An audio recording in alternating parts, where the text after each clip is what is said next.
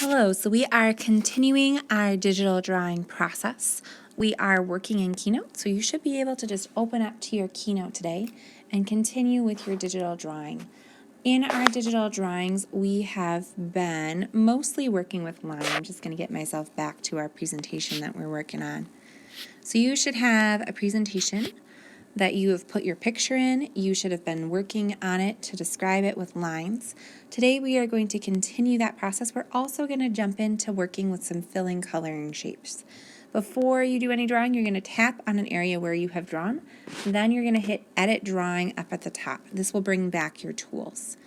I recommend that you finish working with your lines, because once we start to fill in, it's going to be hard to go back and get those details. So I really recommend that you finish filling in with line to describe the different parts of you. You should be describing your hair, you should be describing your facial features, your clothing, really thinking about describing what you look like, working with different colored lines to do that.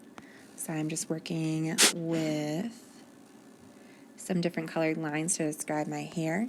Once I'm ready to move on, I can fill in areas with color in one of two ways.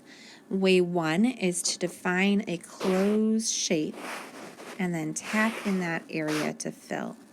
So if I close off that shape, I can then switch to my paint tool and tap in an area and fill it automatically. I can switch to a lighter tool and tap in an area and fill it automatically. The cool thing about this strategy, I'm going to drop myself down to a smaller line, is that anything that I describe with line is going to be protected.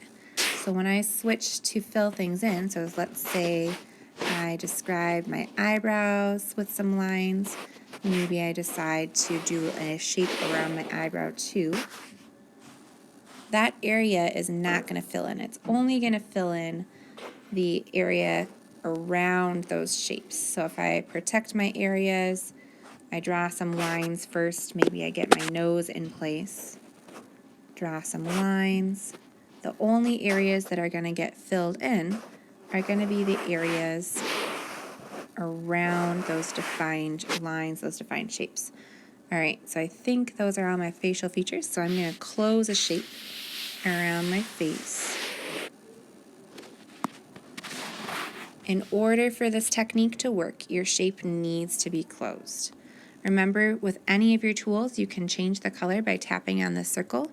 If you want to load a color, you can swipe over to the left, tap on the eyedropper tool, hover over your image, and find the color that you want to fill. So I've closed the shape. That means I can tap and fill the shape really quickly.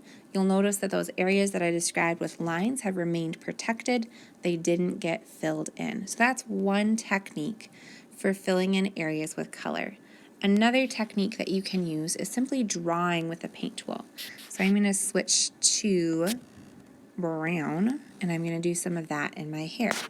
When we draw with a paint tool, you're going to see a dashed line appear on your image. The area inside that dashed line shape is where there's going to be filling with paint.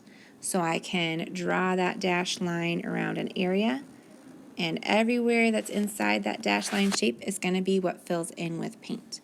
As always, you can hit the undo button to undo your motions. You can also use the lasso tool to select an area. So for instance, if I didn't really like those lines over there, I thought they were too dark, I can select them, I can delete them, I can resize them, or I could change the color. So maybe I decide, man, I think black was too dark, I want to lighten that up, I want to go to that brown.